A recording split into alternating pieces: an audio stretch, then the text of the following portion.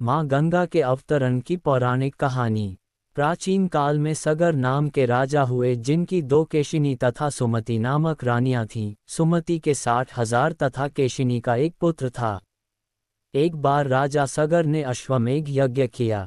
यज्ञ भंग करने हेतु देवराज इंद्र ने राजा द्वारा छोड़े गए घोड़े को चोरी कर कपिल मुनि के आश्रम में बांध दिया। राजा ने यज्ञ के घोड़े की खोज में अपने 60,000 पुत्रों को भेजा। घोड़े को खोजते खोजते सभी पुत्र कपिल मुनि के आश्रम में पहुंच गए। वहां घोड़े को बंधा देख कपिल मुनि को चोर पाखंडी कहने लगे और उनके लिए अपशब्द भी कहने लगे। उस समय कपिल मुनि प्रभु ध्यान में मगन थे। राजा के पुत्रों के कारण कपिल मुनि की समाधि टूट गई तथा राजा के सारे पुत्र कपिल मुनि की क्रोधाग्नि में जलकर भस्म हो गए। जब बहुत समय होने पर भी किसी पुत्र की कोई सूचना नहीं मिली, तो पिता की आज्ञा पाकर अंशुमान अपने भाइयों को खोजता हुआ जब मुनि के आश्रम में पहुंचा, वहां उसे गरुण मिले जिन्होंने संपूर्ण घटना स्वयं देखी और अंशुमान को उसके भाइयों के भस्म होने का सारा वृतांत कह सुनाया।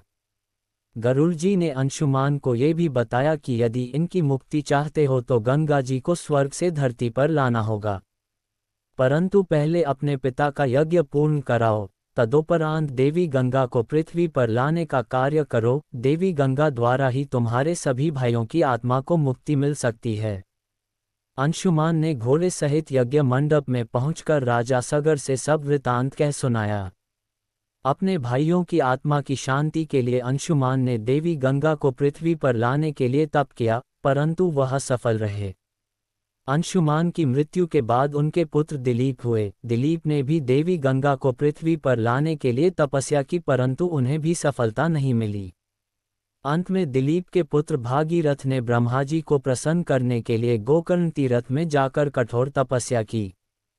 कई वर्ष बीत जाने पर ब्रह्मा जी ने भागीरथ की तपस्या से प्रसन्न गंगा जी को पृथ्वी लोक पर ले जाने का वरदान दिया।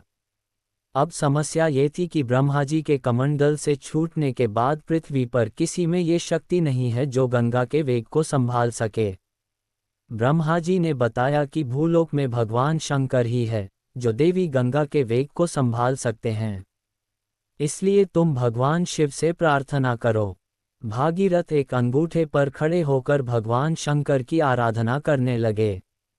उनकी कठोर तपस्या से प्रसन्न होकर शिवजी गंगा को अपनी जटाओं में संभालने के लिए तैयार हो गए। जब देवी गंगा ब्रह्मा जी के कमंडल से पृथ्वी की ओर बढ़ी तो शिवजी ने गंगा की धारा को अपनी जटाओं में समेट लिया। बहुत वर्षों तक गंगा शिव जी की जटाओं से निकल नहीं पाई। तब भागीरथ ने शिव जी से देवी गंगा को जटाओं से मुक्त करने को विनती की। इसके बाद शिव जी ने अपनी जटाएं खोल दी और देवी गंगा जटाओं से निकलकर हिमालय की घाटियों में कल कल निनाद करके मैदान की ओर बढ़ रही थी। उसी मार्ग में ऋषि जून का आश्रम था।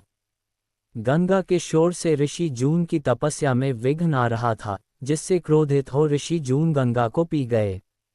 भागीरथ के प्रार्थना करने पर उन्हें पुनः जांघ से निकाल दिया। तभी से गंगा को जाह्नवी या जहुपुत्री कहा जाने लगा। अनेक स्थानों को पार करती हुई गंगा कपिल मुनि के आश्रम में पहुंचकर सगर के 60,000 पुत्रों के भस्म अवशेषों को तारकर मुक्त किया।